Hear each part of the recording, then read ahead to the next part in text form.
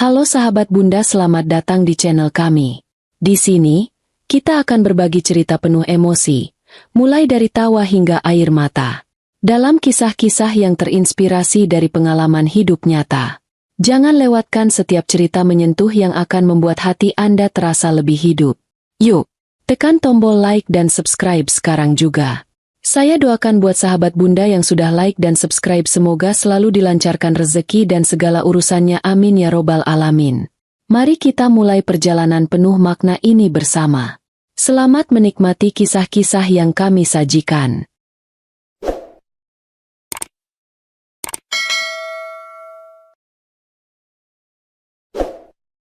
Aisyah berdiri di depan cermin besar di kamarnya. Tangannya sibuk menata jilbab panjang yang membingkai wajahnya dengan lembut. Cahaya matahari pagi menyelinap melalui jendela, memantul pada dinding rumah sederhana namun hangat yang ia panggil rumah selama 7 tahun terakhir. Di luar, suara burung pipit bercericit, seolah menyanyikan lagu penyambut hari baru. Tapi di dalam hati Aisyah, ada nada kecil yang tidak selaras, sebuah firasat yang tak bisa ia jelaskan. Ia menghela napas, mencoba mengusir perasaan itu, lalu tersenyum pada bayangannya sendiri. Semuanya baik-baik saja, gumamnya, seolah meyakinkan diri. Hari ini adalah hari yang sibuk, seperti biasa. Zainuddin, suaminya, seorang ustadz yang disegani di kota kecil mereka, akan memimpin pengajian mingguan di masjid terbesar di kota. Aisyah selalu bangga melihat Zainuddin berdiri di mimbar. Suaranya yang lembut namun penuh wibawa mengalir, menyampaikan ayat-ayat suci dengan penuh makna. Ia adalah pria yang tampak sempurna, berilmu, sopan, dan penuh kasih.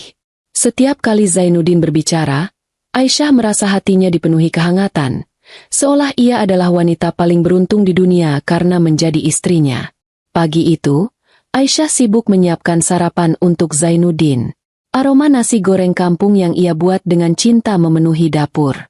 Ia menata piring dengan hati-hati, menambahkan telur mata sapi dan irisan timun, seperti yang selalu disukai Zainuddin.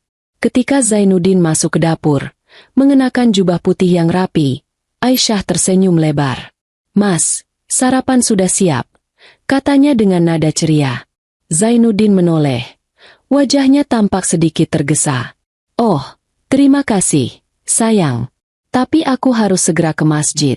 Ada yang perlu disiapkan untuk pengajian nanti," katanya sambil mengambil segelas air putih. Aisyah mengangguk, meski ada sedikit kekecewaan di hatinya. "Tidak apa-apa, Mas.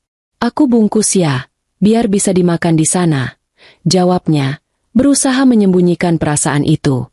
Ia sudah terbiasa dengan jadwal padat Zainuddin, tapi akhir-akhir ini, ia merasa ada jarak yang tak terucapkan di antara mereka. Zainuddin sering pulang larut, mengaku ada rapat dengan jamaah atau diskusi dengan ulama lain. Aisyah selalu berusaha memahami, tapi firasat itu terus menggerogoti hatinya. Setelah Zainuddin pergi, Aisyah duduk di ruang tamu, memandangi foto pernikahan mereka yang tergantung di dinding. Dalam foto itu, mereka tersenyum lebar. Tangan Zainuddin melingkari pinggang Aisyah dengan penuh kasih. 7 tahun lalu, saat mereka menikah, Aisyah merasa hidupnya seperti dongeng. Zainuddin adalah pria yang ia impikan, seorang yang saleh, yang membimbingnya menuju jalan yang lebih baik. Bersama, mereka membangun kehidupan yang penuh keimanan, dihormati oleh masyarakat, dan menjadi teladan bagi banyak pasangan muda. Namun, belakangan ini, Aisyah mulai memperhatikan hal-hal kecil yang mengganggu. Zainuddin sering memeriksa ponselnya dengan wajah cemas, lalu buru-buru menyembunyikannya saat Aisyah mendekat. Ia juga mulai sering keluar malam, mengatakan ada urusan penting yang tidak pernah ia jelaskan secara rinci. Aisyah mencoba mengabaikan perasaan itu, mengatakan pada dirinya sendiri bahwa ia hanya terlalu banyak berpikir. Dia ustadz, mana mungkin berbuat salah, pikirnya, mencoba menenangkan hati. Tapi pagi itu, saat Aisyah membersihkan meja tempat Zainuddin biasa meletakkan barang-barangnya, ia menemukan sesuatu yang membuat jantungnya berdegup kencang. Di antara tumpukan buku-buku agama, ada selembar kertas kecil yang terselip. Dengan tangan gemetar, ia membukanya. Tulisan tangan yang rapi berbunyi, Jangan lupa, besok di tempat biasa. Aku tunggu.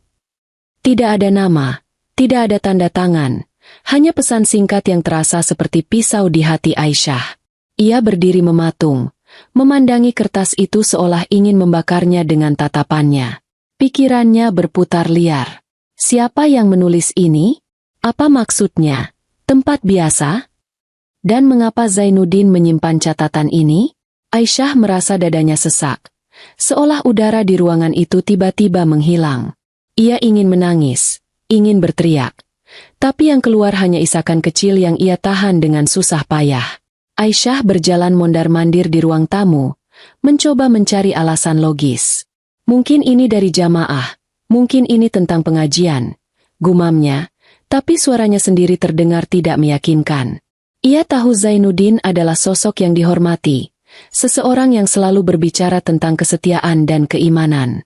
Tapi catatan itu, dengan tulisan tangan yang lembut dan intim, terasa seperti tamparan di wajahnya. Dengan hati yang berat, Aisyah memutuskan untuk tidak langsung bertanya pada Zainuddin. Ia ingin memastikan, ingin tahu apa yang sebenarnya terjadi sebelum ia menghancurkan kepercayaan yang selama ini ia pegang erat. Ia menyimpan catatan itu di laci kecil di kamarnya, berjanji pada diri sendiri bahwa ia akan mencari tahu kebenaran, apapun risikonya. Hari itu, Aisyah tetap menjalani rutinitasnya seperti biasa. Ia menghadiri kelompok pengajian wanita, tersenyum pada tetangga, dan membantu menyiapkan makanan untuk acara masjid. Tapi di balik senyumnya, ada badai yang bergolak. Setiap kali seseorang memuji Zainuddin di depannya, hatinya terasa seperti ditusuk. Ustadz Zainuddin benar-benar panutan, kata seorang ibu di pengajian, dan Aisyah hanya bisa mengangguk, bibirnya kaku. Malam itu, saat Zainuddin pulang, Aisyah memperhatikannya dengan saksama. Ia mencari tanda-tanda, apapun yang bisa mengkonfirmasi atau menyangkal kecurigaannya. Zainuddin tampak seperti biasa. Ia mencium kening Aisyah, bertanya tentang harinya, dan berbicara tentang pengajian dengan antusias. Tapi Aisyah tidak bisa mengabaikan kilatan cemas di mata Zainuddin saat ponselnya berbunyi dan ia buru-buru mematikannya. Ada apa, Mas?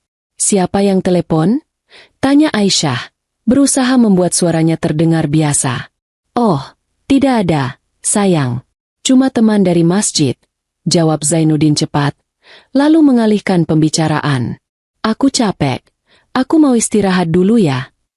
Aisyah mengangguk, tapi hatinya berteriak. Ia tahu ada sesuatu yang disembunyikan, dan ia tidak akan tinggal diam. Malam itu, saat Zainuddin tertidur, Aisyah duduk di tepi ranjang, memandangi wajah suaminya yang tampak damai dalam tidur.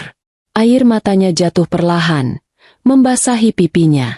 Ya Allah, jika ini ujian, berikan aku kekuatan. Doanya dalam hati. Ia tidak tahu apa yang akan ia temukan, tapi satu hal yang pasti, kehidupan harmonis yang selama ini ia banggakan mulai retak, dan Aisyah tidak yakin apakah ia bisa memperbaikinya. Dengan hati yang penuh ketakutan dan tekad, ia berjanji pada dirinya sendiri bahwa ia akan mencari tahu kebenaran, meski itu berarti menghancurkan dunia yang ia cintai. Malam itu, Aisyah hampir tidak bisa tidur. Cahaya bulan menyelinap melalui celah-celah tirai, menerangi kamar yang kini terasa asing baginya. Di sampingnya, Zainuddin tidur dengan napas yang teratur, seolah dunia ini masih penuh kedamaian baginya. Tapi bagi Aisyah, setiap detik terasa seperti pertempuran batin yang tak kunjung usai. Catatan kecil yang ia temukan tadi pagi terus menghantui pikirannya, seperti bayangan yang menolak pergi. Tulisan tangan yang rapi, kata-kata yang singkat namun penuh makna. Jangan lupa, besok di tempat biasa. Aku tunggu. Terus bergema di kepalanya, menyisakan luka yang tak terlihat. Aisyah memandangi langit-langit kamar, mencoba merangkai logika dari kekacauan yang ia rasakan. Mungkin ini bukan apa-apa, pikirnya, berusaha meyakinkan diri. Mungkin catatan itu dari seorang jamaah yang meminta bimbingan, atau dari panitia pengajian yang mengatur pertemuan. Tapi hati kecilnya berbisik, kalau itu urusan biasa, mengapa Zainuddin menyimpannya sembunyi-sembunyi? Mengapa ada nada intim dalam kata-kata itu? Pikiran-pikiran itu berputar seperti badai, membuat dadanya sesak. Pagi menyapa dengan lembut. Tapi Aisyah merasa seperti terbangun dari mimpi buruk yang belum berakhir. Ia menyeret dirinya keluar dari ranjang. Wajahnya pucat karena kurang tidur. Di dapur, ia mencoba fokus menyiapkan sarapan. Tapi tangannya gemetar saat memotong bawang. Setiap suara kecil, derit pintu, langkah Zainuddin yang mendekat, membuat jantungnya berdegup kencang. Ia merasa seperti sedang berjalan di tepi jurang. Takut satu langkah salah akan menghancurkannya. Zainuddin masuk ke dapur. Wajahnya cerah seperti biasa. "Pagi, sayang," sapanya sambil mencium kening Aisyah. Sentuhan itu, yang biasanya membuat Aisyah merasa aman, kini terasa seperti pengkhianatan. Ia tersenyum kaku, berusaha menyembunyikan gemuruh di hatinya. "Pagi, Mas," jawabnya. Suaranya hampir pecah. Saat mereka duduk untuk sarapan, Aisyah memperhatikan Zainuddin dengan saksama. Ia mencari tanda-tanda, apapun yang bisa mengkonfirmasi atau menyangkal kecurigaannya. Zainuddin makan dengan tenang, berbicara tentang rencana pengajian sore ini, tapi Aisyah tidak bisa fokus pada kata-katanya. Matanya tertuju pada ponsel Zainuddin, yang tergeletak di sisi meja. Benda kecil itu tiba-tiba terasa seperti ancaman. Seperti pintu menuju rahasia yang tidak ingin ia ketahui. "Mas, tadi malam ada telepon dari siapa?" tanya Aisyah, berusaha membuat suaranya terdengar santai. Ia ingat bagaimana Zainuddin buru-buru mematikan ponselnya saat notifikasi masuk. Zainuddin tampak sedikit terkejut, tapi dengan cepat mengembalikan senyumnya. "Oh, itu cuma Ustadz Amir. Dia mau diskusi soal materi pengajian minggu depan," jawabnya sambil menyesap teh. Aisyah mengangguk, tapi hatinya tidak percaya. Ustadz Amir adalah teman dekat Zainuddin, tapi ia tidak pernah melihat Zainuddin begitu cemas hanya karena telepon dari seorang teman. "Kenapa buru-buru dimatikan?" tanyanya lagi, kali ini dengan nada yang sedikit lebih tegas. Zainuddin menatapnya, alisnya sedikit terangkat. "Aisyah, kenapa sih? Aku cuma nggak mau ganggu waktu istirahat kita," katanya. Nadanya lembut tapi ada sedikit ketegangan di dalamnya. "Kamu kok aneh hari ini?" Aisyah merasa wajahnya memanas. Ia ingin berteriak, ingin mengeluarkan semua kecurigaannya, tapi kata-kata itu terjebak di tenggorokannya. "Nggak apa-apa, Mas. Cuma tanya," gumamnya, menunduk untuk menyembunyikan air mata yang mulai menggenang. Setelah Zainuddin pergi ke masjid, Aisyah duduk di ruang tamu, memandangi ponselnya sendiri. Ia tahu apa yang ingin ia lakukan, tapi rasa bersalah menghentikannya. "Aku nggak boleh curiga berlebihan," pikirnya. Zainuddin Ustadz, dia panutan. "Aku nggak boleh berpikir buruk tentang suamiku sendiri." Tapi catatan itu, dan sikap Zainuddin yang semakin aneh, terus menggerogoti kepercayaannya. Dengan tangan gemetar, Aisyah membuka laci kecil di kamarnya dan mengambil catatan itu lagi. Ia membacanya berulang-ulang, mencoba mencari petunjuk. Tulisan tangan itu rapi, feminin, dengan sedikit lengkungan di huruf-hurufnya. Ia mencoba mengingat apakah ia pernah melihat tulisan seperti itu sebelumnya, tapi tidak ada yang terlintas di pikirannya. Yang ia tahu, catatan ini bukan dari seseorang yang asing. Ada keintiman dalam kata-kata itu, sebuah kedekatan yang membuat Aisyah merasa seperti orang asing di rumahnya sendiri. Hari itu, Aisyah mencoba menjalani rutinitasnya seperti biasa. Ia pergi ke pasar, membeli kebutuhan dapur, dan berbincang dengan tetangga. Tapi setiap senyum yang ia berikan terasa palsu, setiap kata yang ia ucapkan terasa hampa. Di pasar, ia mendengar dua ibu-ibu memuji Zainuddin, menyebutnya Ustadz yang penuh berkah. Aisyah hanya bisa tersenyum kecut, hatinya terasa seperti diremas. Sore itu, saat Aisyah membantu menyiapkan ruang pengajian wanita di masjid, ia merasa seperti sedang memainkan peran. Ia tersenyum, mengangguk, dan menjawab pertanyaan dengan sopan, tapi pikirannya terus kembali ke Zainuddin dan catatan itu. Ia memperhatikan ponselnya, berharap Zainuddin akan mengirim pesan seperti biasa, tapi tidak ada apa-apa. Hanya keheningan yang semakin memperdalam kecurigaannya. Malam itu, saat Aisyah sedang membersihkan dapur, ia mendengar suara ponsel Zainuddin berbunyi dari ruang tamu. Zainuddin sedang mandi, dan ponsel itu tergeletak di sofa. Layarnya menyala dengan notifikasi baru. Aisyah membeku. Jantungnya berdegup kencang. Ia tahu ini salah. Tahu bahwa ia seharusnya tidak melanggar privasi suaminya. Tapi dorongan untuk tahu terlalu kuat. Dengan langkah pelan, ia mendekati sofa. Tangannya gemetar saat mengambil ponsel itu. Layar menunjukkan pesan dari nomor yang tidak disimpan. Besok jam 3, jangan telat ya.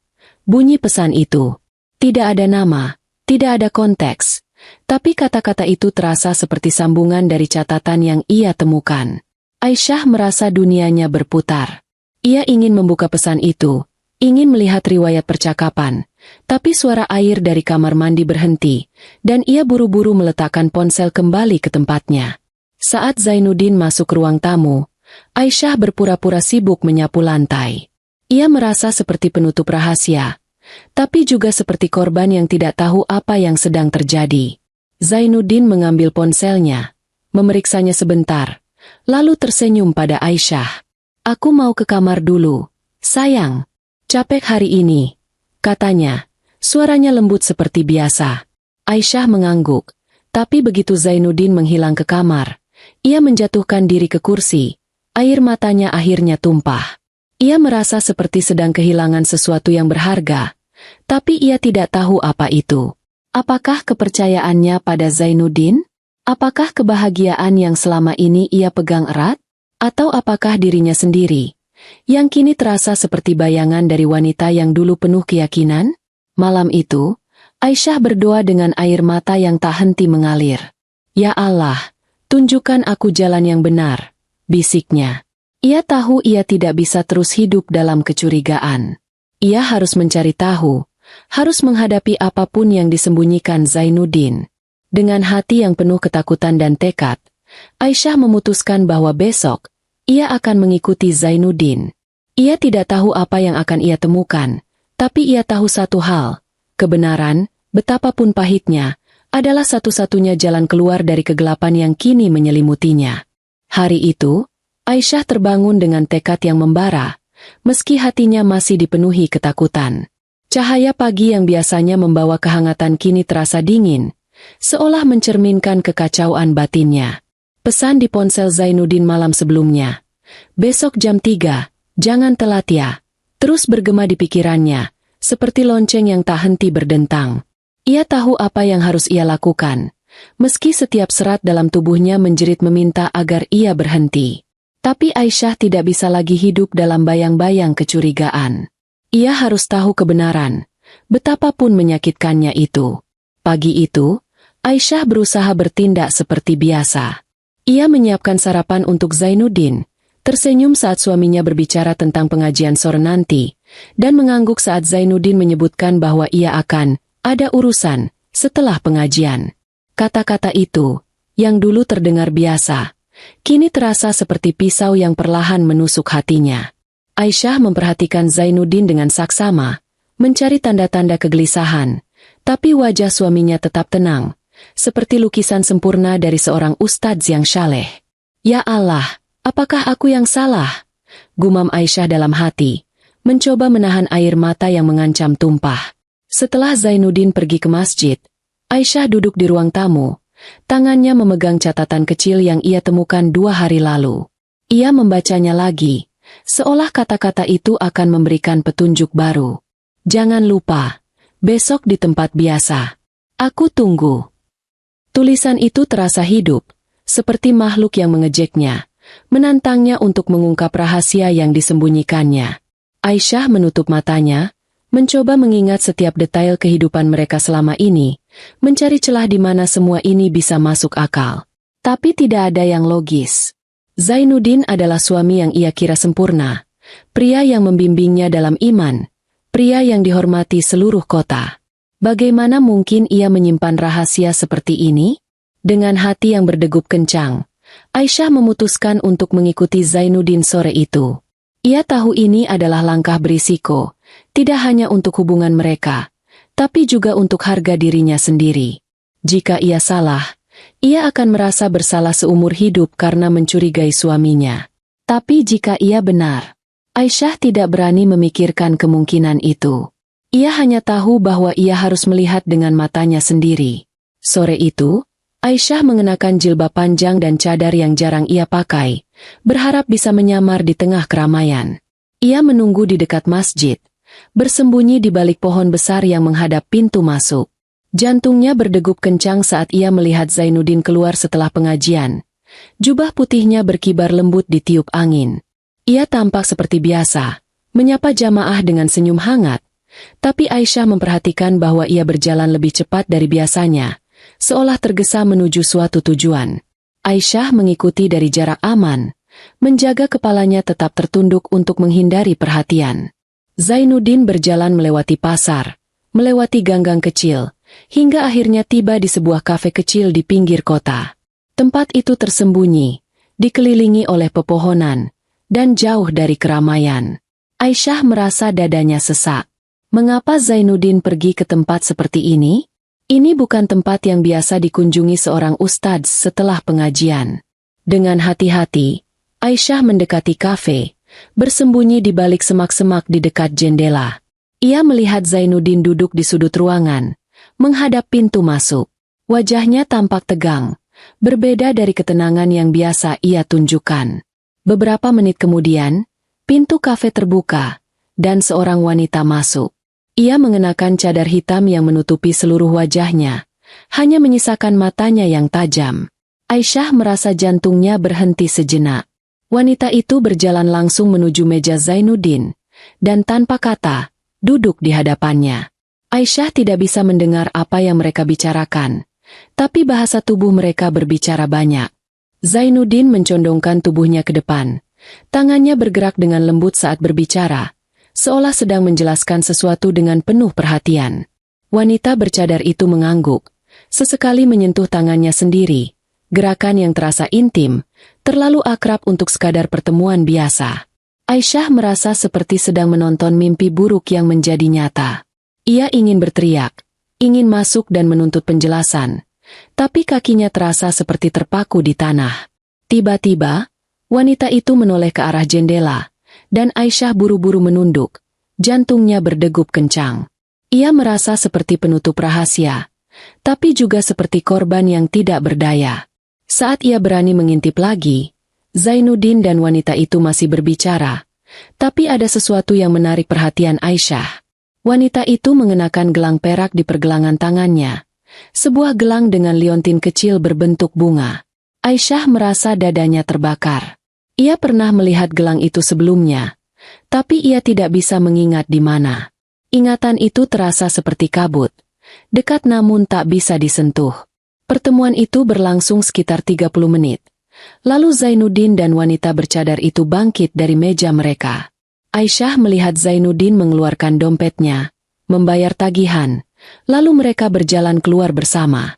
Aisyah ingin mengikuti lebih jauh, tapi ia tahu risikonya terlalu besar. Ia hanya bisa menatap dari kejauhan saat Zainuddin dan wanita itu berpisah di ujung jalan, masing-masing berjalan ke arah yang berbeda. Wanita bercadar itu berjalan dengan langkah ringan, seolah tidak ada beban di dunia ini, sementara Zainuddin berjalan dengan kepala sedikit tertunduk, seperti seseorang yang menyimpan rahasia berat. Aisyah kembali ke rumah dengan kaki yang lemas. Pikirannya kacau. Ia duduk di sofa, menatap dinding kosong di depannya. Gambar Zainuddin dan wanita bercadar itu terus berputar di kepalanya, seperti film yang diputar ulang tanpa henti. Ia merasa marah, terhina, tapi yang paling menyakitkan adalah rasa kehilangan. Ia kehilangan kepercayaan pada pria yang ia cintai, pada kehidupan yang ia kira sempurna. Tapi di tengah badai emosi itu, ada satu hal yang membuatnya bertahan, gelang perak itu. Ia tahu ia pernah melihatnya, dan ia harus mencari tahu dari mana asalnya.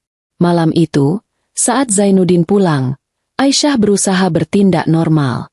Ia menyambutnya dengan senyum tipis, menanyakan pengajian, dan mendengarkan ceritanya dengan setengah hati. Tapi di dalam dadanya, ada api yang membakar. Ia tahu ia tidak bisa terus hidup seperti ini, berpura-pura semuanya baik-baik saja. Ia harus mencari tahu siapa wanita bercadar itu, dan mengapa Zainuddin bertemu dengannya di tempat yang tersembunyi. Sebelum tidur, Aisyah berdoa dengan air mata yang mengalir. Ya Allah, jika ini bukan jalan yang benar, hentikan aku. Tapi jika ini ujian, berikan aku keberanian untuk menghadapinya, bisiknya. Ia tahu langkah berikutnya akan lebih berbahaya, lebih menyakitkan, tapi ia tidak punya pilihan lain. Dengan hati yang penuh ketakutan dan tekad, Aisyah memutuskan bahwa ia akan kembali ke kafe itu, mencari petunjuk apapun yang bisa membawanya lebih dekat pada kebenaran. Ia tidak tahu apa yang menantinya, tapi ia tahu satu hal, rahasia yang disembunyikan Zainuddin adalah pintu yang harus ia buka, meski itu berarti menghancurkan dunia yang ia cintai. Malam itu, Aisyah terbangun dari tidur yang gelisah, keringat membasahi keningnya. Mimpi buruk tentang Zainuddin dan wanita bercadar itu terus menghantuinya. Wajah tanpa bentuk di balik cadar itu menatapnya dengan mata yang penuh rahasia. Ia menoleh ke samping, melihat Zainuddin tidur dengan damai. Napasnya teratur seolah dunia ini tidak memiliki beban baginya. Aisyah merasa seperti orang asing di ranjangnya sendiri, terpisah oleh dinding tak terlihat yang dibangun oleh kecurigaannya.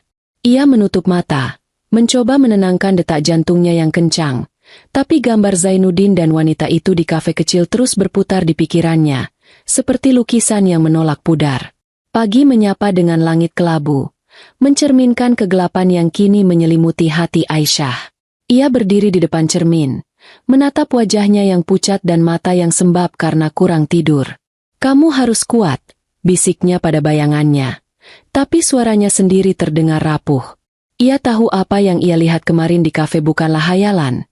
Tapi bagian dari dirinya masih menolak untuk percaya. Zainuddin adalah ustadz, panutan masyarakat, pria yang berjanji akan menjaganya seumur hidup. Bagaimana mungkin ia mengkhianatinya?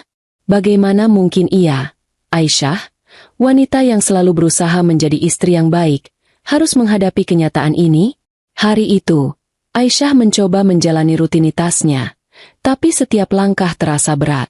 Ia pergi ke kelompok pengajian wanita, duduk di antara ibu-ibu yang tersenyum dan berbagi cerita tentang keluarga mereka. Tapi Aisyah merasa terisolasi, seperti berada di balik kaca yang memisahkannya dari dunia. Setiap kali seseorang menyebut nama Zainuddin, memuji kebaikan atau keilmuannya, Aisyah merasa seperti ditampar. Ia ingin berteriak, ingin mengatakan bahwa pria yang mereka kagumi itu mungkin bukan seperti yang mereka pikirkan, tapi kata-kata itu terjebak di tenggorokannya, tercekik oleh rasa malu dan ketakutan. Di pengajian, seorang ibu tua bernama Ibu Fatimah, yang selalu memperlakukan Aisyah seperti anak sendiri, memegang tangannya dengan lembut. "Aisyah, kamu baik-baik saja? Wajahmu pucat sekali," katanya, matanya penuh perhatian. Aisyah tersenyum kaku, berusaha menyembunyikan gemuruh di hatinya. "Saya baik-baik saja, Bu. Cuma kurang tidur," jawabnya. Tapi suaranya bergetar. Ia ingin menceritakan semuanya, ingin mencurahkan kecurigaannya pada seseorang, tapi ia tahu ia tidak bisa. Bagaimana ia bisa menjelaskan bahwa ia mencurigai suaminya, seorang ustadz, berselingkuh? Bagaimana ia bisa menghadapi tatapan penuh penilaian dari orang-orang yang menganggap Zainuddin sebagai teladan?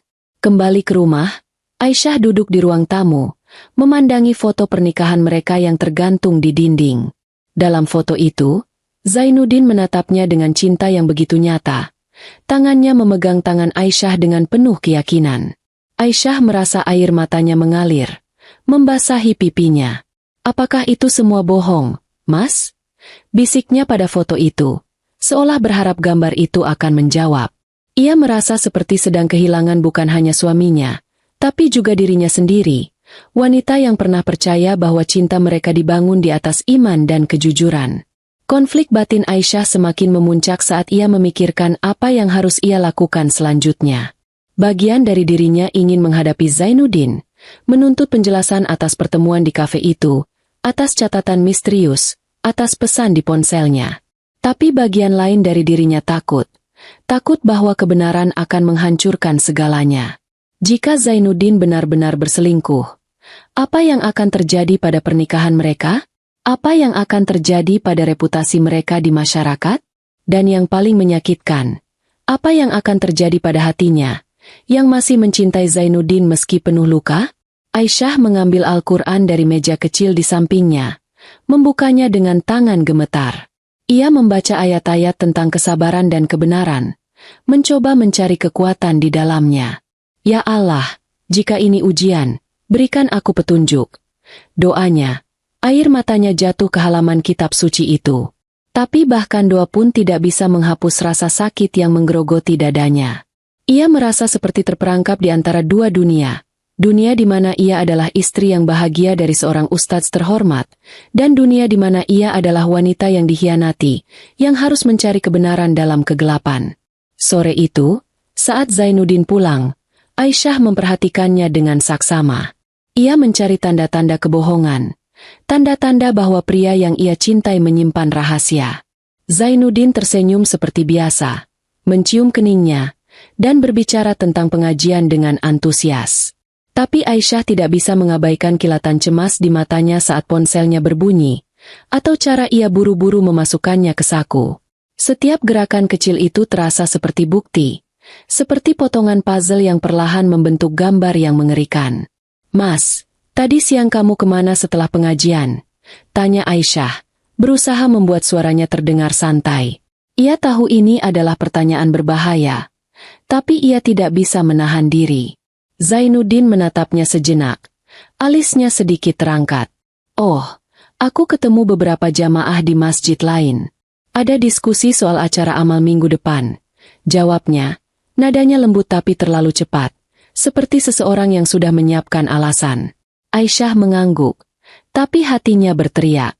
Ia tahu Zainuddin berbohong. Ia telah melihatnya di kafe, bersama wanita bercadar itu, bukan di masjid bersama jamaah. Tapi ia tidak bisa mengatakan apa-apa. Belum bisa. Ia perlu lebih banyak bukti, lebih banyak keberanian, sebelum ia bisa menghadapi kenyataan ini. Malam itu, Aisyah duduk sendirian di kamar, memandangi gelang perak yang ia gambar di selembar kertas. Ia mencoba mengingat di mana ia pernah melihat gelang itu, tapi ingatannya seperti terkunci. Ia tahu gelang itu penting. Tahu bahwa itu adalah kunci untuk mengungkap identitas wanita bercadar. Tapi semakin ia mencoba mengingat, semakin ia merasa tersesat dalam labirin pikirannya sendiri. Konflik batin Aisyah mencapai puncaknya saat ia membayangkan apa yang akan terjadi jika ia menghadapi Zainuddin. Ia membayangkan wajah Zainuddin memerah karena marah, atau lebih buruk lagi, wajahnya yang penuh penyesalan saat mengakui pengkhianatannya. Ia membayangkan dirinya sendiri, berdiri di tengah puing-puing pernikahan mereka, tidak tahu bagaimana cara melangkah maju. Tapi di tengah ketakutan itu, ada secercah tekad yang mulai menyala. Aisyah tahu ia tidak bisa terus hidup dalam kebohongan. Ia harus mencari tahu kebenaran, meski itu berarti menghancurkan dunia yang ia kira sempurna. Sebelum tidur, Aisyah berdoa dengan air mata yang tak henti mengalir. "Ya Allah, jika ini bukan jalan MU, hentikan aku. Tapi jika ini adalah ujian, berikan aku kekuatan untuk menghadapinya," bisiknya. Ia tahu langkah berikutnya akan lebih sulit, lebih menyakitkan. Ia harus kembali mencari tahu tentang wanita bercadar itu, tentang gelang perak itu, tentang rahasia yang disembunyikan Zainuddin. Dengan hati yang penuh ketakutan dan tekad, Aisyah memutuskan bahwa ia tidak akan berhenti sampai ia menemukan kebenaran, meski itu berarti ia harus kehilangan segalanya. Hari itu, Aisyah bangun dengan tekad yang lebih kuat, meski hatinya masih terasa seperti pecahan kaca yang rapuh. Setiap detik yang ia habiskan dalam ketidakpastian terasa seperti hukuman, dan ia tahu satu-satunya cara untuk mengakhiri penderitaan ini adalah dengan menghadapi kebenaran. Gambar Zainuddin bersama wanita bercadar di kafe kecil itu terus menghantuinya, seperti bayangan yang menari di sudut pikirannya. Gelang perak dengan liontin bunga, yang ia lihat di pergelangan wanita itu, menjadi obsesi baru Aisyah. Ia yakin gelang itu adalah kunci untuk mengungkap identitas wanita misterius itu, dan ia tidak akan berhenti sampai ia menemukan jawabannya. Pagi itu, Aisyah bergerak dengan hati-hati, berusaha menjaga rutinitasnya agar Zainuddin tidak curiga. Ia menyiapkan sarapan, tersenyum saat Zainuddin berbicara tentang rencana pengajiannya, dan mengangguk saat ia menyebutkan bahwa ia akan ada urusan sore ini. Kata-kata itu, yang kini terdengar seperti kode untuk rahasianya, membuat perut Aisyah mual. Tapi ia menahan diri, menyembunyikan amarah dan ketakutannya di balik wajah yang tenang. "Hati-hati di jalan, Mas," katanya. Suaranya lembut tapi dingin, seperti angin yang membawa badai. Setelah Zainuddin pergi, Aisyah duduk di ruang tamu, memandangi sketsa gelang perak yang ia buat di selembar kertas. Ia mencoba mengingat setiap detail, bentuk liontin bunga, ukiran kecil di sisinya, kilau perak yang lembut. Ingatannya masih kabur, tapi ia yakin ia pernah melihat gelang itu sebelumnya. Mungkin di acara pengajian, mungkin di rumah seorang teman. "Ya Allah, bantu aku mengingat," bisiknya, menutup mata seolah bisa memaksa ingatan itu muncul. Tapi yang ia dapatkan hanyalah rasa frustrasi yang semakin dalam. Aisyah tahu ia tidak bisa hanya mengandalkan ingatannya. Ia harus kembali ke kafe itu, tempat di mana Zainuddin dan wanita bercadar bertemu. Mungkin ada petunjuk di sana, sesuatu yang terlewatkan, atau mungkin ia bisa melihat wanita itu lagi. Tapi kali ini, ia harus lebih berani, lebih cerdas. Ia tidak bisa hanya bersembunyi di balik semak-semak seperti sebelumnya. Dengan hati yang berdegup kencang, Aisyah memutuskan untuk menyamar dan masuk ke kafe sebagai pengunjung. Sore itu, Aisyah mengenakan cadar hitam yang menutupi wajahnya, mirip dengan yang dikenakan wanita misterius itu. Ia memilih pakaian sederhana, berharap bisa menyatu dengan kerumunan tanpa menarik perhatian. Saat ia berjalan menuju kafe, setiap langkah terasa seperti melangkah ke jurang. Jantungnya berdegup kencang, tangannya berkeringat di bawah sarung tangan yang ia kenakan untuk menyembunyikan identitasnya. "Ini untuk kebenaran," gumamnya, mencoba menenangkan diri. Tapi rasa takut itu terus mengintai, seperti bayangan yang mengikuti setiap gerakannya. Kafe itu masih sama seperti yang ia ingat. Kecil, tersembunyi, dengan dinding kayu yang usang dan beberapa meja yang tersebar di dalamnya. Aisyah memilih meja di sudut, dekat jendela, dari mana ia bisa melihat pintu masuk tanpa terlihat mencolok. Ia memesan segelas teh, berusaha terlihat santai meski tangannya gemetar saat memegang cangkir. Setiap kali pintu kafe terbuka, jantungnya melonjak, berharap dan sekaligus takut melihat Zainuddin atau wanita bercadar itu masuk. Setelah menunggu hampir 1 jam, pintu kafe akhirnya terbuka, dan wanita bercadar itu masuk. Aisyah merasa napasnya terhenti. Wanita itu berjalan dengan langkah yang sama seperti sebelumnya, ringan namun penuh percaya diri. Cadarnya menutupi wajahnya sepenuhnya kecuali matanya yang tajam. Ia duduk di meja yang sama seperti kemarin, di sudut ruangan, dan memesan sesuatu dari pelayan. Aisyah memperhatikan setiap gerakan wanita itu, mencari petunjuk apapun yang bisa membantunya. Dan di sana, di pergelangan tangannya, gelang perak itu berkilau di bawah cahaya lampu kafe. Liontin bunganya bergoyang lembut saat ia menggerakkan tangan. Aisyah merasa dadanya sesak. Ia ingin berjalan ke meja itu, menarik cadar wanita itu, dan menuntut jawaban. Tapi ia tahu itu bukan saatnya. Ia harus sabar, harus cerdas. Dengan hati-hati, ia menggeser kursinya sedikit, berusaha mendengar percakapan wanita itu dengan pelayan. Tapi suara mereka terlalu pelan, dan kebisingan kafe menyamarkan kata-kata mereka. Aisyah merasa frustrasi, tapi ia tidak menyerah. Ia memperhatikan setiap detail, cara wanita itu memegang cangkir tehnya, cara ia sesekali melirik ke pintu, seolah menunggu seseorang. Beberapa menit kemudian, pintu kafe terbuka lagi, dan Aisyah hampir menjatuhkan cangkirnya. Zainuddin masuk. Jubah putihnya kontras dengan suasana kafe yang redup. Ia berjalan langsung menuju meja wanita bercadar.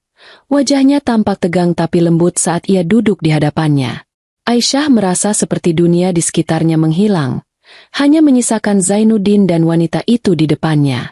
Ia bisa mendengar detak jantungnya sendiri, keras dan cepat.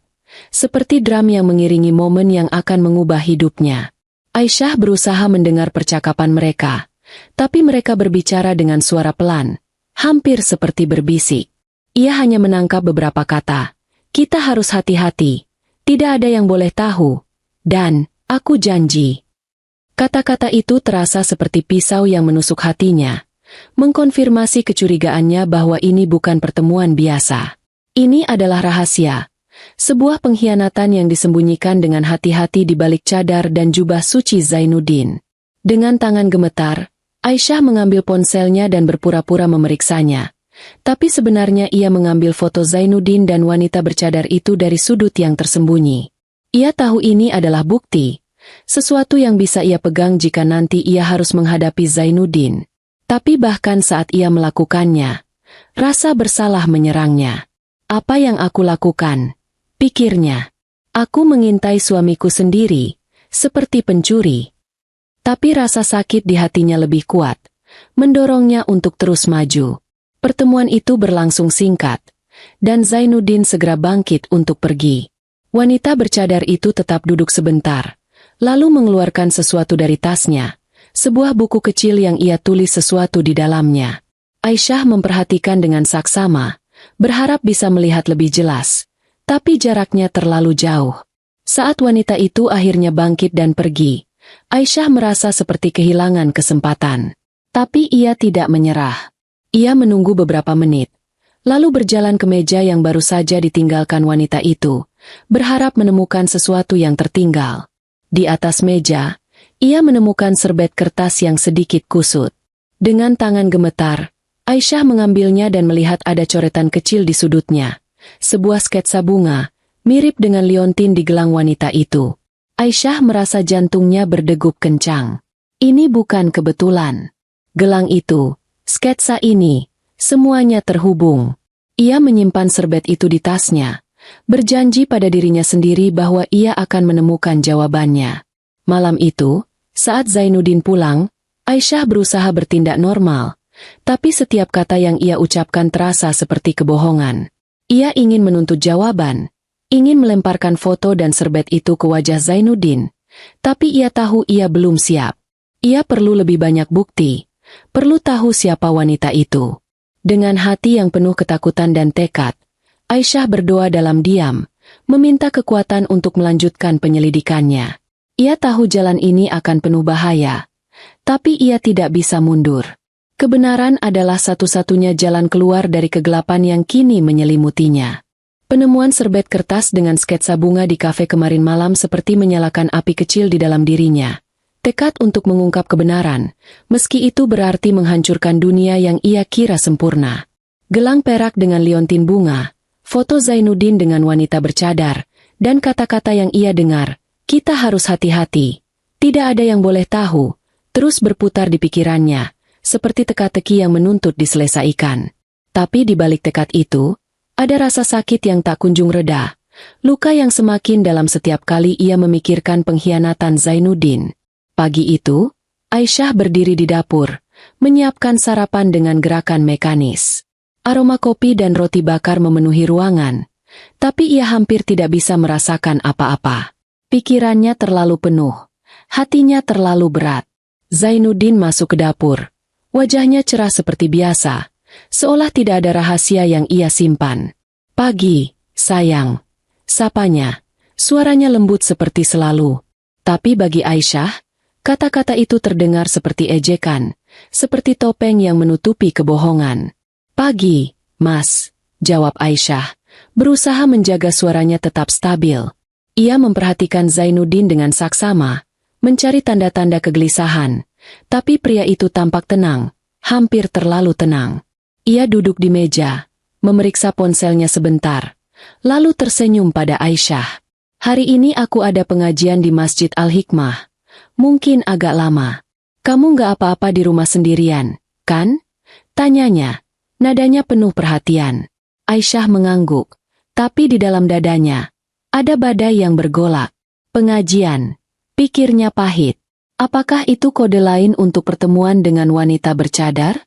Apakah Zainuddin akan kembali ke kafe itu? Atau ke tempat lain yang lebih tersembunyi? Ia ingin berteriak, ingin menuntut jawaban. Tapi ia tahu ia harus menunggu momen yang tepat. Tapi momen itu, ia sadari, tidak akan datang dengan sendirinya. Ia harus menciptakannya. Hari itu, Aisyah memutuskan bahwa ia tidak bisa terus hidup dalam bayang-bayang kecurigaan. Ia telah melihat terlalu banyak, mendengar terlalu banyak, untuk terus berpura-pura bahwa semuanya baik-baik saja. Ia harus menghadapi Zainuddin, meski hanya untuk melihat reaksinya, untuk mencari celah di dinding kebohongan yang ia bangun. Dengan tangan gemetar, Aisyah mengambil serbet kertas dengan sketsa bunga dari laci kecil di kamarnya, menyimpannya di saku jilbabnya. Ia juga memastikan foto Zainuddin dan wanita bercadar tersimpan di ponselnya, meski hanya melihatnya membuat hatinya terasa seperti diremas.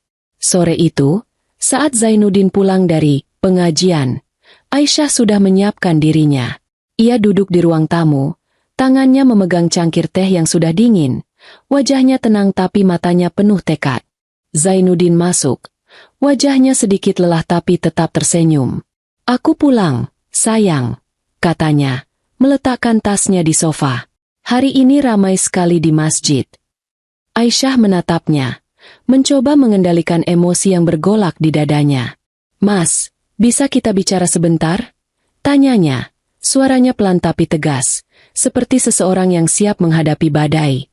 Zainuddin tampak sedikit terkejut, tapi ia mengangguk dan duduk di sofa di hadapan Aisyah. "Tentu, sayang. Ada apa?" tanyanya. Nadanya lembut tapi ada sedikit kewaspadaan di matanya. Aisyah mengambil napas dalam-dalam, mencoba menahan air mata yang mengancam tumpah.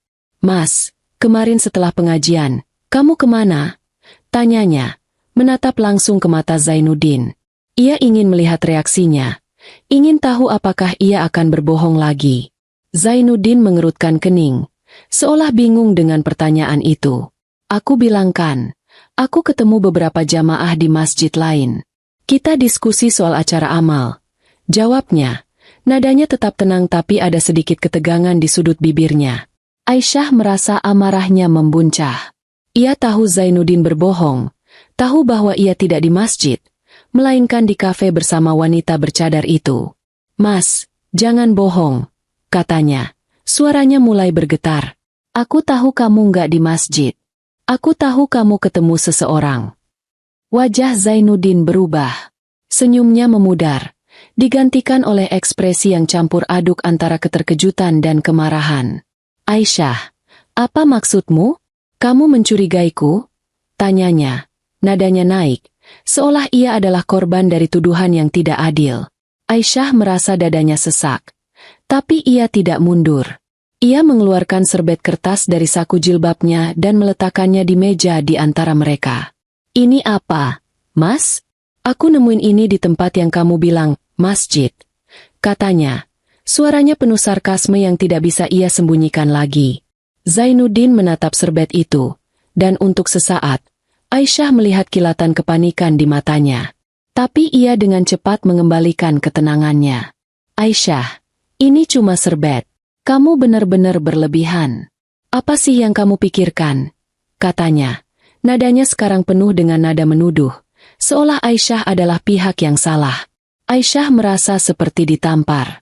Ia ingin menunjukkan foto di ponselnya, ingin berteriak bahwa ia telah melihat Zainuddin dengan wanita bercadar, tapi kata-kata itu terjebak di tenggorokannya. Ia merasa seperti kehilangan kendali, seperti sedang berhadapan dengan seseorang yang ia tidak kenal. "Mas, aku cuma minta kejujuran," katanya akhirnya. Air matanya mulai mengalir. "Aku tahu kamu sembunyikan sesuatu. Aku lihat kamu di kafe, sama perempuan bercadar. Siapa dia?" Kata-kata itu seperti bom yang meledak di ruang tamu mereka. Zainuddin terdiam, wajahnya memucat, tapi ia dengan cepat menggelengkan kepala. "Aisyah, kamu salah paham. Itu cuma salah satu jamaah yang minta bimbingan. Kamu kok jadi gini? Kamu nggak percaya sama suamimu sendiri?" katanya. Nadanya sekarang penuh dengan nada terluka, seolah ia adalah korban dari kecurigaan Aisyah. Aisyah merasa dunia di sekitarnya berputar. Ia ingin percaya pada Zainuddin, ingin percaya bahwa ini semua hanya kesalahpahaman, tapi kata-kata Zainuddin terdengar kosong, seperti alasan yang dibuat-buat. "Jamaah? Di kafe kecil yang tersembunyi? Mas, jangan bohong lagi," teriak Aisyah, suaranya pecah. "Aku dengar kalian bilang, Kita harus hati-hati. Apa yang harus disembunyikan kalau cuma bimbingan?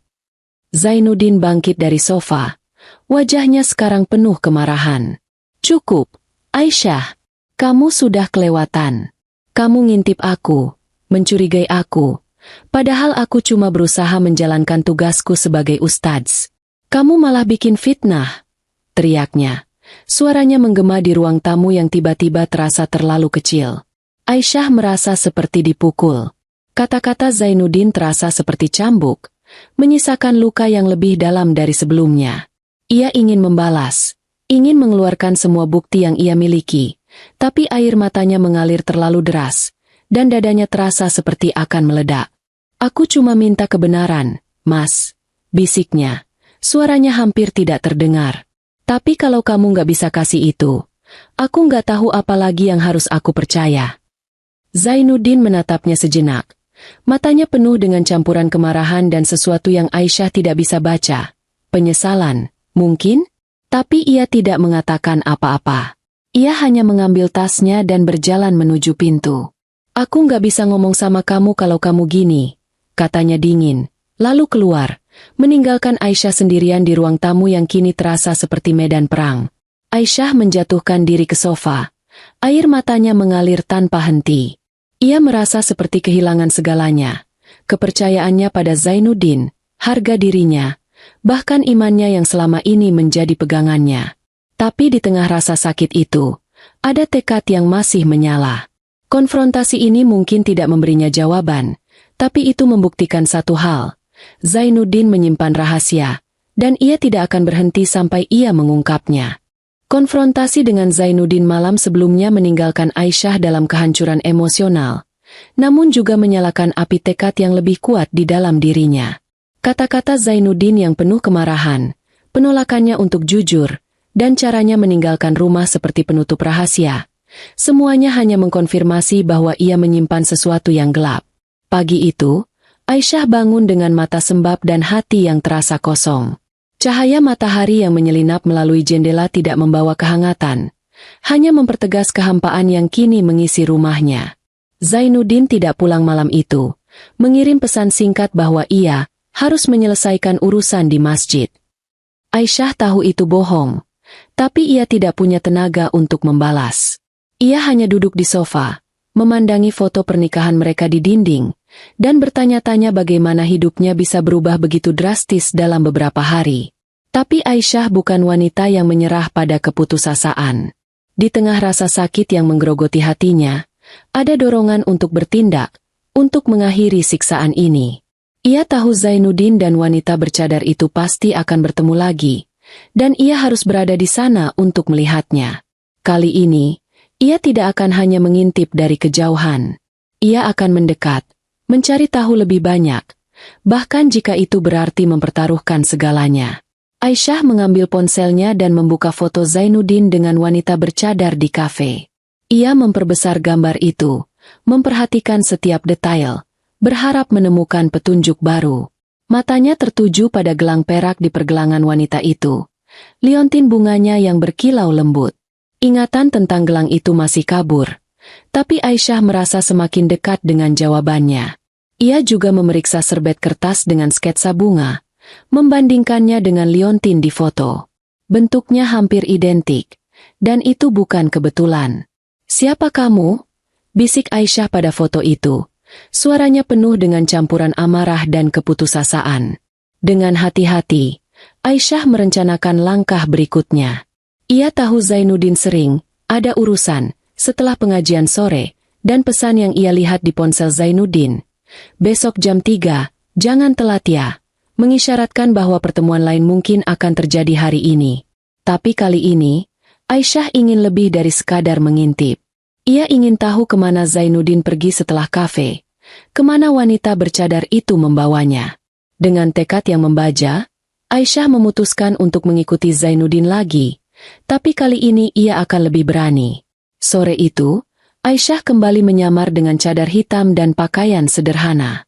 Ia menunggu di dekat masjid, bersembunyi di balik kios kecil yang menghadap pintu masuk. Jantungnya berdegup kencang saat ia melihat Zainuddin keluar, Jubah putihnya berkibar lembut seperti biasa. Tapi ada sesuatu yang berbeda hari ini. Ia berjalan lebih cepat. Kepalanya sedikit tertunduk, seolah takut dilihat.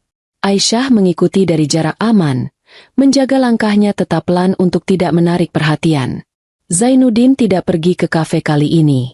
Ia berjalan melewati ganggang kecil, melewati pasar yang mulai sepi, hingga tiba di sebuah lingkungan yang asing bagi Aisyah. Rumah-rumah di sini kecil dan sederhana, sebagian besar terlihat kosong. Zainuddin berhenti di depan sebuah rumah kecil dengan pintu kayu yang usang, melirik ke sekitar sebelum masuk. Beberapa menit kemudian, wanita bercadar itu muncul dari arah lain, berjalan dengan langkah cepat menuju rumah yang sama. Aisyah merasa napasnya terhenti. Ini bukan kafe, ini bukan tempat umum. Ini adalah tempat pribadi, tempat yang disembunyikan dengan sengaja. Aisyah bersembunyi di balik pohon besar di seberang jalan. Tangannya gemetar saat ia mengambil ponselnya untuk merekam. Ia tahu apa yang ia lakukan berbahaya. Tahu bahwa jika Zainuddin atau wanita itu melihatnya, semuanya bisa berakhir. Tapi ia tidak peduli lagi. Rasa sakit di hatinya telah berubah menjadi amarah. Dan amarah itu mendorongnya untuk melangkah lebih jauh. Dengan hati-hati, Aisyah menyeberang jalan, mendekati rumah itu. Jendela-jendelanya tertutup rapat. Tapi ada celah kecil di salah satu tirai yang memungkinkannya mengintip. Ia mendekat. Jantungnya berdegup kencang seperti akan meledak. Di dalam, ia melihat Zainuddin dan wanita bercadar itu duduk di sofa kecil, berbicara dengan suara pelan. Aisyah tidak bisa mendengar apa yang mereka katakan, tapi bahasa tubuh mereka berbicara banyak. Zainuddin memegang tangan wanita itu. Jari-jarinya membelai gelang perak di pergelangannya dengan penuh kelembutan. Aisyah merasa seperti ditusuk pisau. Dadanya sesak hingga ia hampir tidak bisa bernapas. Tiba-tiba, wanita itu bangkit dan berjalan menuju dapur kecil di sudut ruangan. Zainuddin mengikutinya, dan untuk sesaat, mereka menghilang dari pandangan Aisyah. Ini adalah kesempatannya. Dengan keberanian yang tidak ia tahu ia miliki, Aisyah berjalan ke pintu depan. Tangannya gemetar saat ia memutar knopnya. Pintu itu tidak terkunci, dan ia mendorongnya perlahan, berusaha tidak membuat suara. Ia tahu ini gila, tahu bahwa ia bisa tertangkap, tapi ia tidak bisa berhenti sekarang. Ia harus tahu. Di dalam, rumah itu kecil dan sederhana, dengan aroma bunga yang samar memenuhi udara. Aisyah mendengar suara Zainuddin dan wanita itu dari dapur, berbicara dengan nada yang intim, penuh tawa kecil yang membuat darah Aisyah mendidih. Ia melangkah pelan, bersembunyi di balik dinding yang memisahkan ruang tamu dan dapur. Dari celah kecil, ia bisa melihat mereka. Zainuddin berdiri dekat wanita itu, wajahnya penuh dengan ekspresi yang Aisyah tidak pernah lihat sebelumnya. Cinta, hasrat, sesuatu yang ia pikir hanya ditujukan untuknya. Aisyah merasa air matanya mengalir, tapi ia menahannya. Ia tidak akan menangis, tidak sekarang. Ia harus fokus. Ia memperhatikan wanita itu, mencoba mencari petunjuk lain. Gelang perak itu masih ada di pergelangannya, dan di meja dapur, ia melihat buku kecil yang sama yang wanita itu tulis di kafe. Aisyah ingin mengambilnya, ingin tahu apa isinya, tapi ia tahu itu terlalu berisiko. Tiba-tiba, wanita itu berbalik, dan Aisyah buru-buru menunduk. Jantungnya berdegup kencang. "Ada apa?" tanya Zainuddin. Suaranya sedikit cemas. "Kayaknya aku dengar sesuatu," jawab wanita itu. Suaranya lembut tapi waspada. Aisyah merasa seperti akan pingsan. Ia harus keluar, sekarang juga.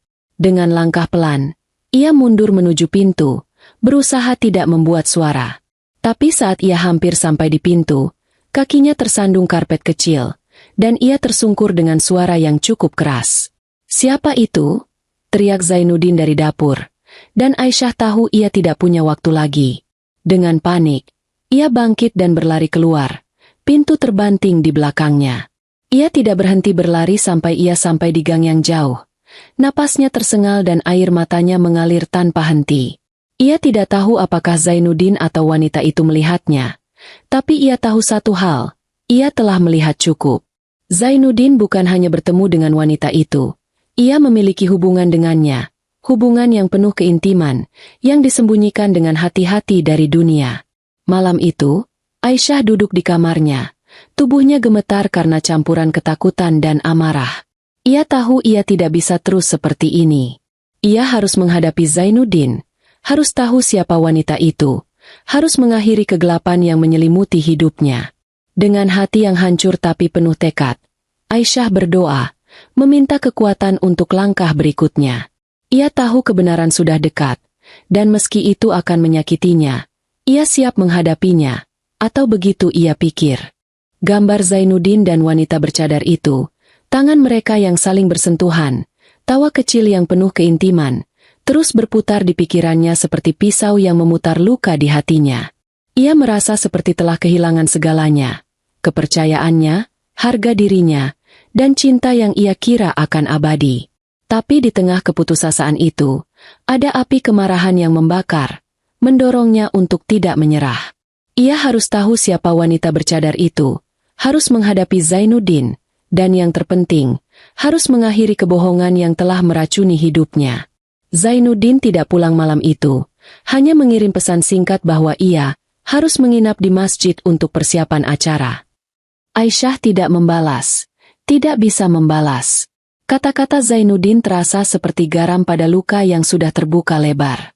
Ia hanya duduk di tepi ranjang, memandangi serbet kertas dengan sketsa bunga dan foto di ponselnya, dua bukti yang kini menjadi senjatanya. Aisyah tahu Zainuddin dan wanita bercadar itu kemungkinan akan bertemu lagi, terutama setelah insiden malam sebelumnya. Jika mereka tahu seseorang mengintip, mereka mungkin akan lebih berhati-hati, atau justru lebih ceroboh. Aisyah memutuskan untuk kembali ke rumah kecil itu, berharap bisa menemukan petunjuk baru atau, jika perlu, menghadapi mereka langsung. Ia tidak lagi peduli dengan risiko. Rasa sakit di hatinya telah mengalahkan ketakutannya. Sore itu, Aisyah kembali menyamar dengan cadar hitam dan pakaian sederhana. Ia berjalan menuju lingkungan yang kini terasa seperti labirin rahasia. Setiap sudutnya menyimpan potensi bahaya. Rumah kecil dengan pintu kayu usang itu berdiri di ujung jalan, sama seperti malam sebelumnya. Tapi kali ini Aisyah merasa lebih berani, atau mungkin lebih putus asa. Ia bersembunyi di balik pohon yang sama, menunggu dengan napas tertahan, berharap dan sekaligus takut melihat Zainuddin atau wanita bercadar itu muncul. Tak lama kemudian, Zainuddin tiba, berjalan dengan langkah cepat dan kepala tertunduk. Ia melirik ke sekitar, seolah memastikan tidak ada yang mengikutinya, lalu masuk ke rumah. Beberapa menit kemudian, wanita bercadar itu muncul, cadarnya menutupi wajahnya seperti biasa. Gelang perak di pergelangannya berkilau di bawah sinar matahari sore. Aisyah merasa dadanya sesak. Amarah dan keputusasaan bercampur menjadi satu. Ia tahu ini adalah momennya, momen untuk mengakhiri semua kebohongan. Dengan keberanian yang lahir dari rasa sakit, Aisyah keluar dari persembunyiannya dan berjalan menuju rumah itu. Tangannya gemetar saat ia memegang kenop pintu, tapi ia tidak ragu lagi. Ia mendorong pintu itu perlahan, dan seperti malam sebelumnya, pintu itu tidak terkunci. Di dalam, ia mendengar suara Zainuddin dan wanita bercadar itu dari ruang tamu, berbicara dengan nada yang penuh kelembutan. Aisyah melangkah masuk, setiap langkah terasa seperti melangkah ke dalam api, tapi ia tidak akan mundur. Saat ia memasuki ruang tamu, Zainuddin dan wanita bercadar itu sedang duduk di sofa, begitu dekat hingga tangan mereka hampir bersentuhan. Zainuddin sedang berbicara, suaranya lembut dan penuh kasih, kata-kata yang Aisyah tidak pernah dengar darinya dalam waktu yang lama. Wanita bercadar itu mengangguk, tangannya menyentuh gelang peraknya, seolah itu adalah pengingat dari sesuatu yang hanya mereka berdua pahami. Aisyah merasa seperti dunia di sekitarnya menghilang, hanya menyisakan mereka bertiga di ruangan kecil itu. "Zainuddin!" teriak Aisyah. Suaranya menggema di ruangan yang tiba-tiba terasa terlalu sempit. Zainuddin dan wanita bercadar itu menoleh serentak. Wajah Zainuddin memucat seperti melihat hantu, sementara wanita itu membeku di tempatnya. "Aisyah, apa yang kamu lakukan di sini?" tanya Zainuddin. Suaranya campur aduk antara keterkejutan dan kemarahan. Ia bangkit dari sofa, berusaha mendekati Aisyah, Tapi Aisyah mengangkat tangan, menghentikannya. "Jangan mendekat," bentak Aisyah. Air matanya mengalir tapi suaranya penuh amarah. "Aku sudah tahu semuanya. Mas, aku lihat kamu sama dia, di kafe, di sini, di tempat yang kamu bilang, masjid. Aku dengar semua kebohonganmu. Sekarang bilang, siapa dia?" Zainuddin terdiam. Matanya penuh dengan kepanikan yang tidak bisa ia sembunyikan lagi. "Aisyah, kamu salah paham. Ini bukan seperti yang kamu pikirkan," katanya, tapi suaranya lemah, seperti seseorang yang tahu ia telah kehilangan permainan. Aisyah tidak mendengarkan. Ia berjalan menuju wanita bercadar itu, yang masih duduk di sofa, tubuhnya kaku seperti patung. "Kamu siapa?" tanya Aisyah. Suaranya bergetar karena campuran amarah dan keputusasaan. "Kenapa kamu lakukan ini? Kenapa kamu hancurkan hidupku?" Wanita itu tidak menjawab, hanya menunduk. Tangannya mencengkeram gelang peraknya dengan erat. Aisyah tidak bisa menahan diri lagi. Dengan gerakan cepat, ia meraih cadar wanita itu dan menariknya, mengabaikan teriakan Zainuddin yang memintanya berhenti. Cadar itu terlepas, dan wajah di baliknya terungkap, membuat Aisyah terpaku di tempatnya. Napasnya terhenti. Di depannya berdiri Fatimah, sahabatnya sendiri, wanita yang selama ini ia anggap seperti kakak, yang selalu ada di sisinya di saat-saat tersulit. Wajah Fatimah pucat, matanya penuh dengan campuran rasa bersalah dan ketakutan, tapi tidak ada kata-kata yang keluar dari mulutnya. Aisyah merasa seperti dunia di sekitarnya runtuh. Ini bukan hanya pengkhianatan dari Zainuddin. Ini adalah pengkhianatan dari dua orang yang ia percayai dengan sepenuh hati. "Fatimah?" bisik Aisyah. Suaranya pecah, seperti kaca yang retak. "Kamu, kenapa? Kenapa kamu lakukan ini padaku?"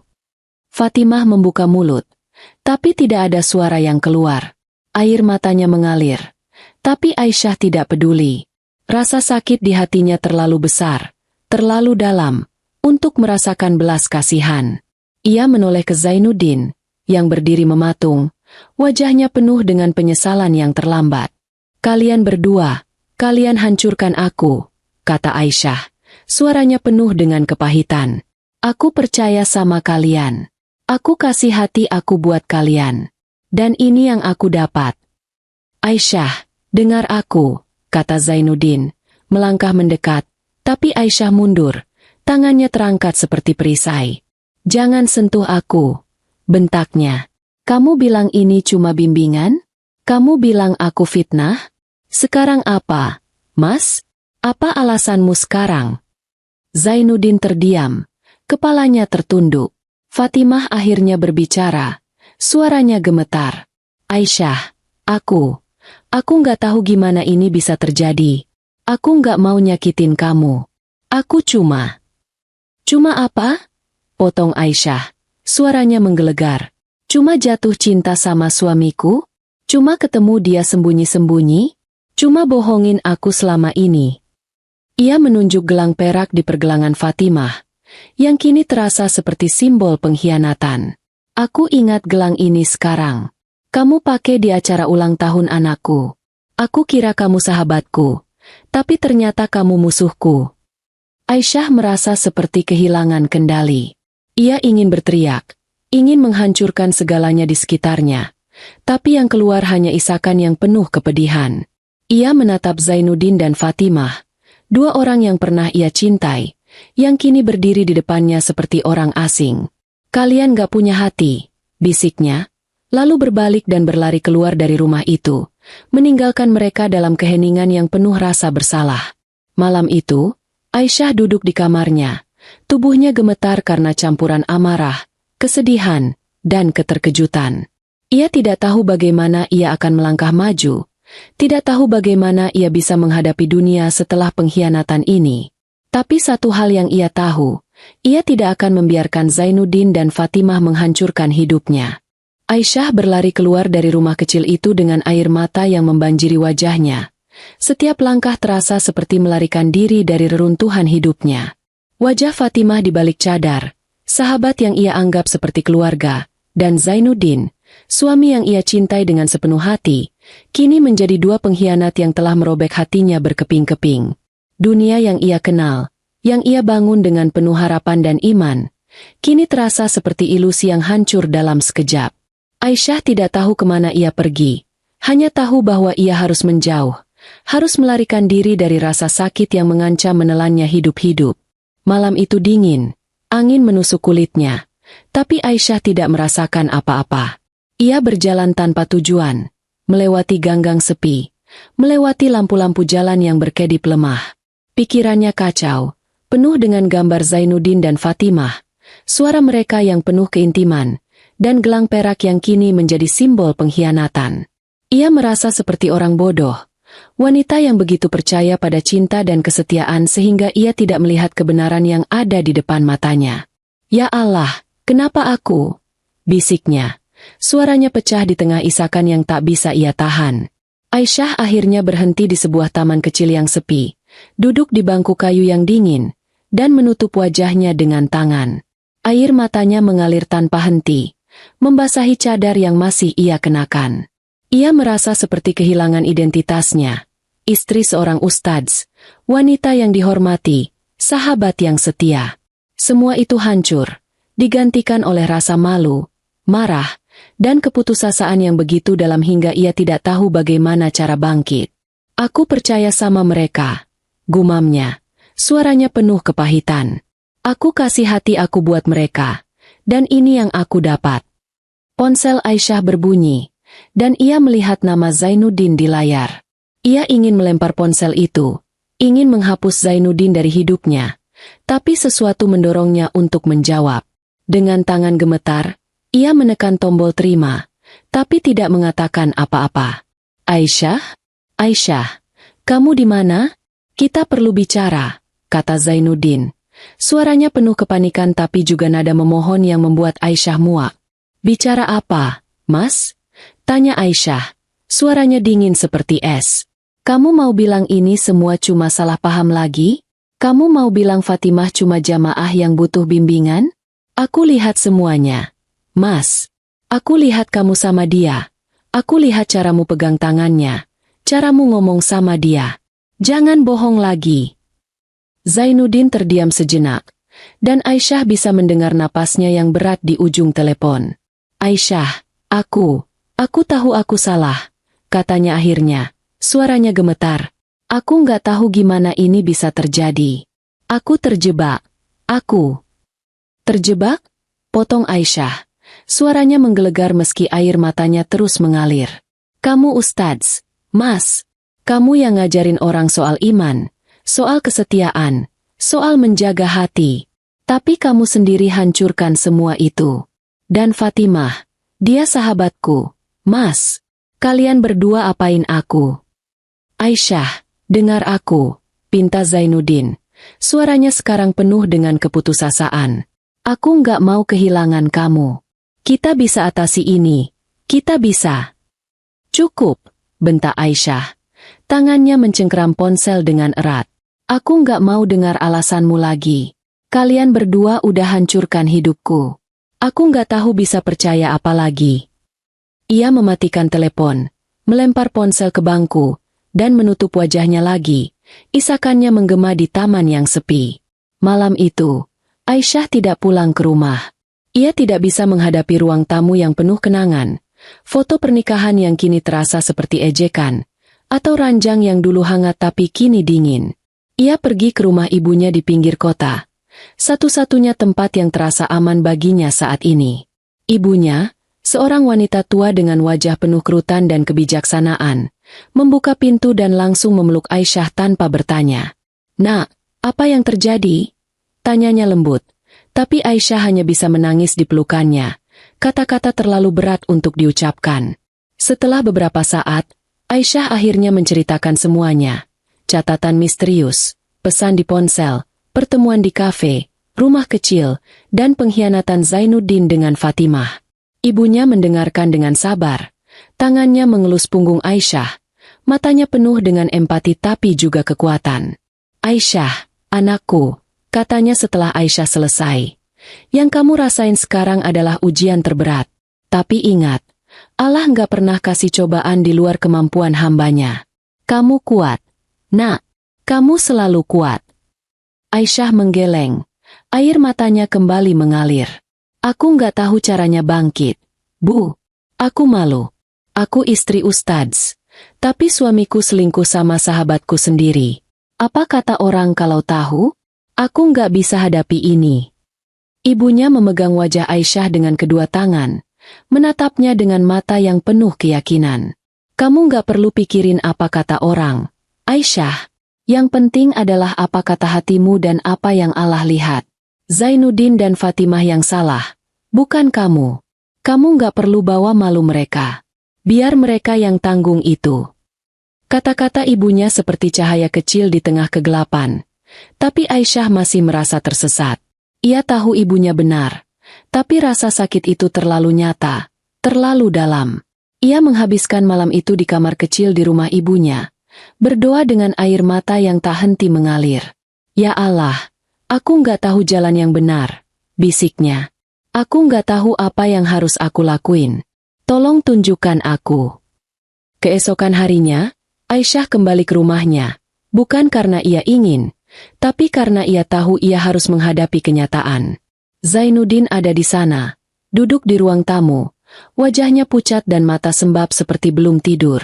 Saat ia melihat Aisyah, ia bangkit, berusaha mendekat. Aisyah, alhamdulillah kamu pulang. Aku khawatir sekali, katanya. Suaranya penuh dengan nada memohon. Aisyah mengangkat tangan, menghentikannya. Jangan, Mas, katanya dingin. Aku pulang bukan buat dengar alasanmu lagi. Aku cuma mau tahu satu hal. Kenapa? Kenapa kamu lakuin ini? Kenapa sama Fatimah? Zainuddin menunduk. Tangannya mencengkeram tepi sofa. Aku salah, Aisyah. Aku terbawa godaan. Fatimah, dia datang ke aku minta bimbingan. Tapi lama-lama, aku nggak tahu gimana ini bisa jadi begini. Aku menyesal. Aisyah, aku janji aku bakal berubah. Aisyah tertawa pahit. Suaranya penuh sarkasme. Godaan? Mas, kamu Ustadz. Kamu yang ngajarin orang buat lawan godaan. Tapi kamu sendiri jatuh? Dan Fatimah, dia tahu aku. Dia tahu anak kita. Dia tahu hidup kita. Tapi dia pilih hancurin semuanya. Kalian berdua nggak punya hati. Zainuddin tidak menjawab. Hanya menunduk. Dan keheningan itu terasa seperti pengakuan. Aisyah merasa dadanya sesak. Tapi ia tahu ia tidak bisa tinggal di rumah ini lagi. Tidak dengan Zainuddin. Tidak dengan kenangan yang kini terasa seperti racun. Aku nggak bisa lanjutin ini, Mas. Katanya akhirnya. Suaranya pelan tapi tegas. Aku nggak bisa hidup sama orang yang bohongin aku. Yang hancurin kepercayaan aku. Aku pergi. Zainuddin memandangnya. Matanya penuh dengan keputusasaan. Aisyah, jangan. Kita bisa perbaiki ini. Aku mohon, katanya. Tapi Aisyah sudah berbalik, mengambil tas kecil yang berisi pakaiannya, dan berjalan keluar tanpa menoleh. Aisyah berdiri di depan rumah yang dulu ia anggap sebagai benteng cinta dan keimanan.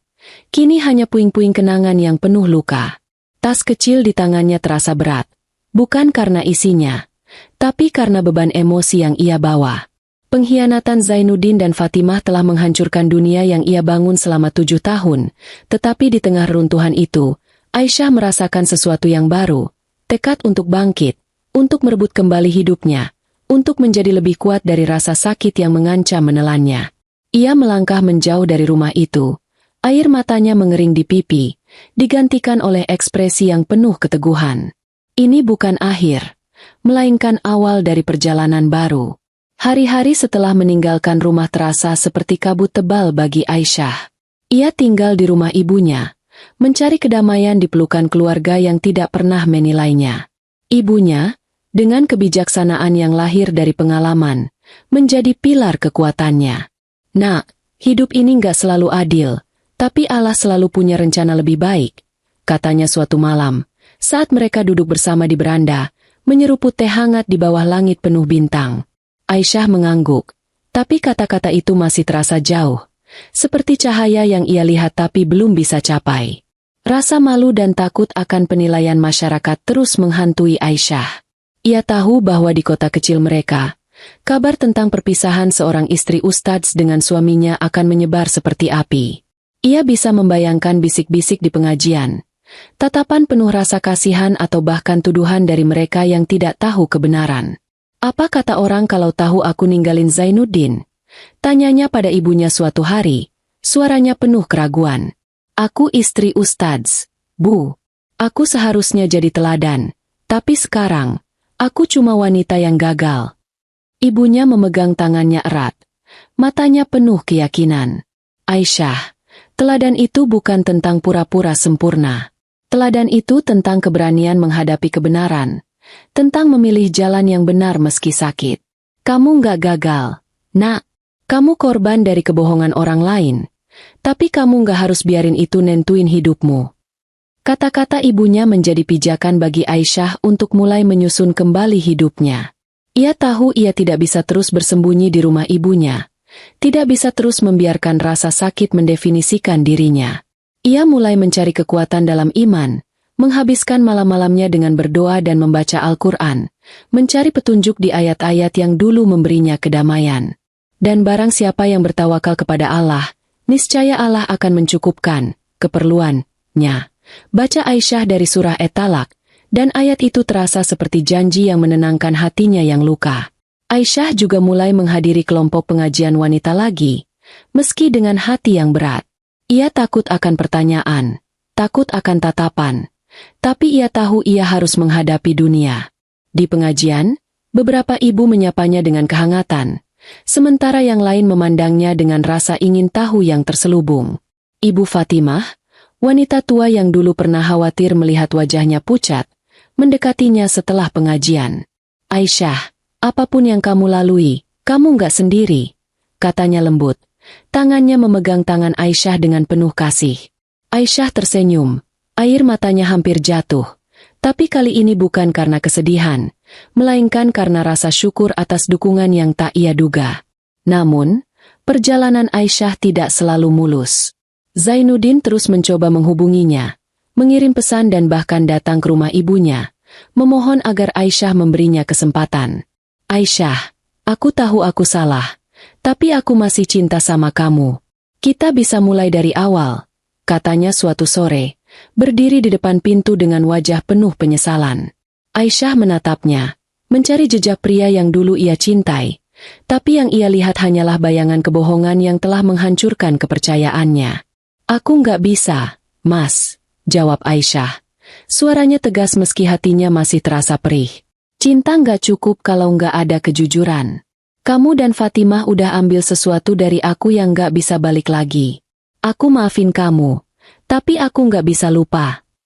Kata-kata itu terasa seperti beban yang terangkat dari dadanya, meski meninggalkan luka yang masih berdarah. Keputusan untuk memaafkan bukanlah hal yang mudah. Aisyah berjuang dengan amarah yang masih membakar setiap kali ia memikirkan Zainuddin dan Fatimah. Tapi ia tahu bahwa memendam dendam hanya akan meracuni dirinya sendiri. Dalam doa-doa malamnya, ia meminta kekuatan untuk melepaskan, untuk menemukan kedamaian di tengah badai.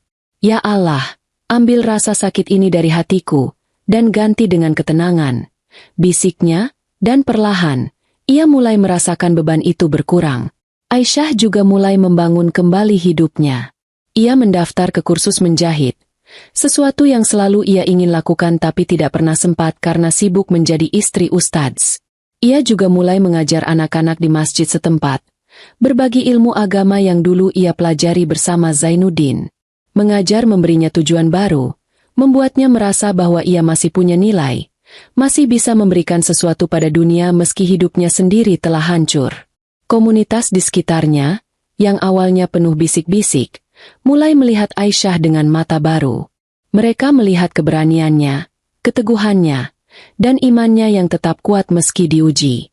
Beberapa wanita di pengajian bahkan mendekatinya, berbagi cerita mereka sendiri tentang perjuangan dan patah hati, membuat Aisyah merasa bahwa ia tidak sendiri. "Kamu inspirasi buat kami, Aisyah," kata seorang ibu muda suatu hari, dan Aisyah tersenyum, hatinya hangat untuk pertama kalinya dalam waktu yang lama. "Fatimah, yang pernah menjadi sahabatnya, tidak pernah muncul lagi.